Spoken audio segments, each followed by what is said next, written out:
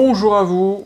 Aujourd'hui, vaste sujet que la crypto. Alors évidemment, on va l'aborder parce que j'ai écrit un livre sur le sujet, La crypto expliquée à ma mère, version Kindle et en version papier. Qu'est-ce que la crypto? Alors d'abord, la crypto, elle n'est valable parce qu'il y a une technologie qui est arrivée, un système et un changement de paradigme. D'abord, la crypto, le principal problème, le principal frein, c'est que ça fait peur. Ça fait peur pourquoi? Parce qu'on a déjà l'euro, des banques, un système qui fonctionne, entre guillemets, en tout cas qui est là et dont on a l'habitude. Et on se dit, pourquoi changer? Non, ça fait trop peur, je ne vais pas mettre mon argent là-dedans, etc. Ce que je peux comprendre. Il y a aussi beaucoup d'informations, et notamment les médias mainstream, souvent associent la crypto-monnaie aux attentats, au détournement de fonds, voilà, à des choses illégales. Donc forcément, ça n'a pas aidé à la démocratisation de la crypto. Évidemment, vous le savez tous, la volatilité, elle est excitante quand elle va vers le haut. La volatilité, c'est le fait que la monnaie monte et descende. Quand on voit le parcours du Bitcoin qui est passé de... C'était gratuit à une époque, puis c'est devenu $1, et là on est à 86 000 €. Donc c'est énorme. Ça fait, vous voyez, quelqu'un qui a acheté du Bitcoin à 1 euro, maintenant, et s'il a 86 000, il a fait x 86 000, c'est énorme. C'est hallucinant, quoi. Maintenant, c'est un parcours qui est plutôt effrayant pour quelqu'un qui a de l'argent et qui le met sur de la crypto. Cet été, c'était à 136 000 $ le Bitcoin. Là, c'est redescendu à 86 000 ou 76 000. Ça bouge en permanence. Donc ça, c'est effrayant, et donc il peut y avoir quand même une sensation une peur de perdre que je comprends totalement. Et oui, il y a des erreurs qui sont coûteuses, hein. Peur d'investir trop tard, mais aussi trop tôt, hein. Des fois, on investit, et puis on investit sur un truc qu'on croit être bon, une crypto qui paraît bonne, et en fait qui va couler, où tous les investisseurs s'en vont. C'est ce qu'on va voir après. Une impression de complexité. Alors ça, c'est peut-être le point le plus important aujourd'hui qui fait que la crypto n'est pas reliée encore au grand public, facilement. Pourquoi? Alors moi, si j'ai écrit un livre sur le sujet, c'est parce que ma mère voulait essayer, en tout cas voulait comprendre, et que c'est compliqué d'avoir un wallet, d'acheter de la crypto. Il faut un compte, par exemple Binance. Maintenant, il y a quelques banques qui font ça aussi. Et le problème, c'est que ça ne vous appartient pas vraiment, ça appartient à la banque. Quand vous achetez, par exemple, du Bitcoin sur Boursorama, je ne sais pas s'ils le font, ou sur N26, ce Bitcoin ne vous appartient pas. Si la banque fait faillite ou dit non, non, c'est à nous, ce ne sera pas à toi. Et ça, c'est gênant. Donc avoir un wallet, c'est quelque chose d'essentiel. Une clé privée, ça va être l'adresse qui va vous permettre d'accéder à votre compte. Et ça aussi, c'est compliqué de retenir et de cacher une phrase de 24 mots et de ne pas la perdre, même s'il y a un incendie chez vous. C'est quelque chose de compliqué quand même. C'est pas aussi simple qu'une banque, d'accord? Si vous faites une erreur d'envoi, c'est pour vous. En fait, vous devenez responsable, mais c'est complexe et il y a une peur aussi qui est générée. Donc, la crypto fait peur, ça c'est un fait, et c'est normal, et il y a de quoi en fait, parce que quelqu'un qui ne s'y connaît pas assez, il peut faire n'importe quoi. Bon, ce sera de l'expérience, mais il peut faire n'importe quoi. Derrière la crypto, en fait, au-delà de la peur primaire de perdre de l'argent soi-même, il faut bien comprendre que c'est un changement de paradigme, un changement de monde, numérique et financier. Derrière le Bitcoin, il y a une technologie, c'est le Web 3. Le Web 1, en gros, vous regardiez le Minitel, vous n'aviez pas vraiment d'interaction, juste oui, non, tu payes, etc. Il y a un petit service qui arrive, mais c'est tout. Le Web 2, c'est j'ai des bouts d'internet à des moments, mais ça ne m'appartient pas. Je suis hébergé par des gens qui m'offrent l'accès à Internet. Et ça, c'est vraiment... Ça commence à être mieux.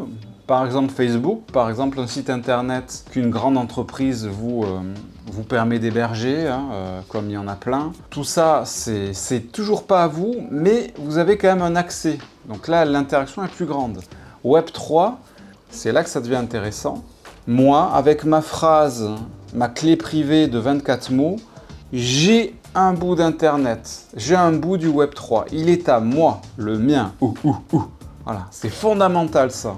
Parce qu'en fait, aucune banque ne peut vous l'enlever, aucun État ne peut vous l'enlever, aucune autre personne ne peut vous l'enlever tant que ces entités extérieures n'ont pas vos clés privées, votre wallet et peut-être votre cold wallet.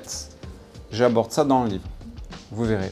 Le Bitcoin, il a été créé par une personne mystérieuse qu'on appelle Satoshi, qui en avait marre des actions des banques et des États qui appauvrissaient en permanence les peuples. En 2008, il a créé le Bitcoin pour justement sortir des monnaies décentralisées, sortir des monnaies centralisées et des banques centrales. Le Bitcoin, il est hors sujet là-dedans. Les États, les banques, les erreurs des gouvernements, les erreurs des entreprises, ça n'a plus accès. C'est les citoyens qui ont un bout de la blockchain et dans lequel il y a du Bitcoin. Ce Bitcoin, c'est une valeur. En plus, cette valeur-là du Bitcoin, elle est limitée. Donc forcément, là, on est à 10% de la population qui est sur la crypto mondiale. Hein. Donc dès qu'on sera 50%, le prix du Bitcoin va encore plus exploser. Et quand on sera 100%, alors là, ça va être dément. Donc, ce qu'il faut comprendre, c'est que le Bitcoin, il a été créé pour aider les citoyens. Non pas les banques, non pas les grands groupes financiers, non pas les États, mais les citoyens. La blockchain, évidemment, c'est l'effet qui se coule. C'est grâce à ça que ça a été créé, le Bitcoin. C'est parce qu'aujourd'hui, chaque citoyen peut avoir un bout de la blockchain. En fait, la blockchain, c'est un peu comme si on était dans un village. Chaque fois qu'il y a une transaction, tous les membres du village se rejoignent, se saluent et disent « Voilà, moi je fais telle transaction. Regardez, je lui ai donné 20 $, il m'a donné un poulet, par exemple. » Tout le monde est au courant de ça. Donc tu ne peux pas revenir le lendemain en disant « J'ai donné 20 $, il ne m'a pas donné le poulet. » C'est faux. Parce que tout le monde a une caisse enregistreuse. Là, dans le village, c'est les yeux. Tout le monde a vu qu'il y a eu un vrai échange entre le poulet et 20 €, les 20 $. Et sur la blockchain, c'est comme s'il y avait des milliers, des millions de caisses enregistreuses. On ne peut pas hacker la blockchain. Et c'est pour ça que c'est intéressant. Après, il y a quelque chose d'aussi fondamental, mais j'en parle dans le livre. Voilà, la crypto expliquée à ma mère.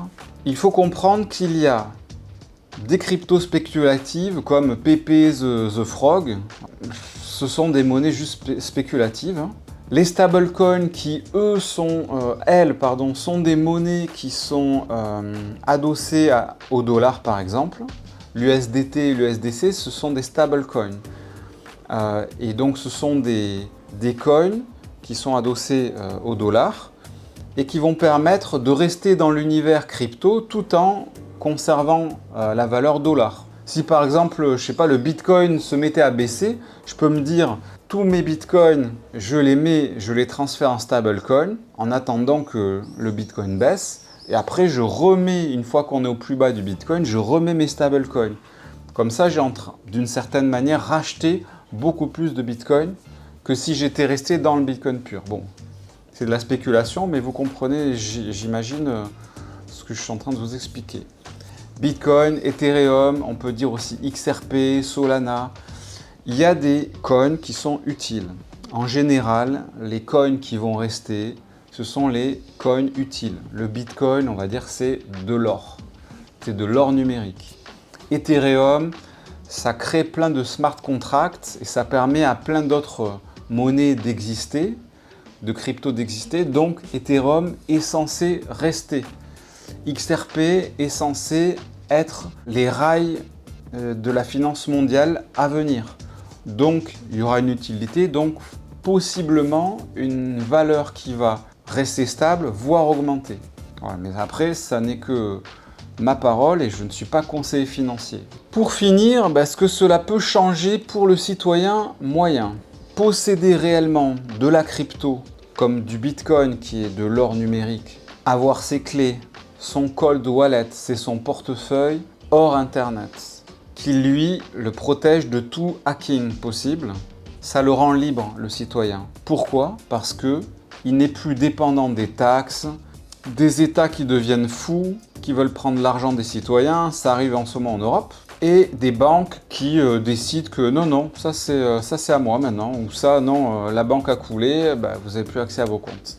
Là, tant qu'il y aura Internet, et a priori il y aura tout le temps Internet, vous aurez tout le temps accès.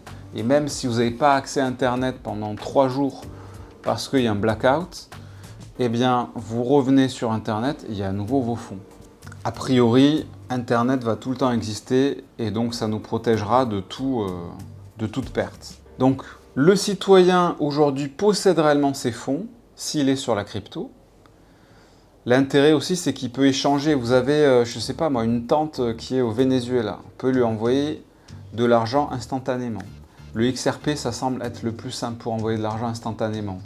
Ça prend des frais minimes et ça se fait en 5 secondes. Sans les banques, sans vous envoyer 1000 ou 2000 euros, mais à qui, pourquoi faire, etc.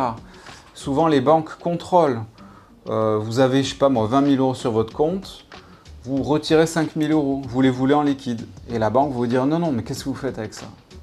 Et là, ça devient gênant pour le citoyen. Et bien avec la crypto, pas de souci.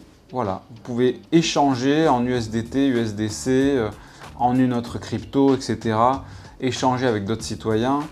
Il y a aussi, alors à Dubaï, je sais qu'on peut acheter des voitures avec Solana, sûrement avec Bitcoin aussi.